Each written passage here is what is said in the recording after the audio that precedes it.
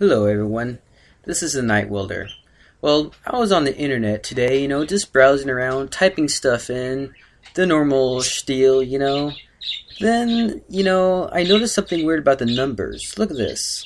We have number 1, number 2, number 3, number 4, number 5, number 6, number 7, number 8, number 9, and we have number 0, okay? But what happened to number 10? You know what I mean? We have 0, we have all the numbers 1 through even 0, but no 10.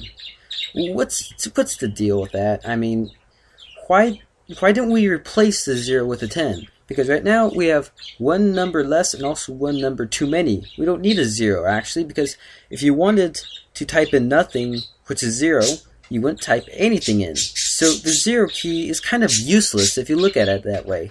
So we need to replace 0 with a 10. I mean, it's that simple. So we need to make a petition. Petition to replace the 0 number on the keyboard with 10. So, help me out here, guys. I feel like I'm the only one who sees it this way, and I really don't know why. Oh well. I guess I could just be confused, but whatever. Have a good day, folks.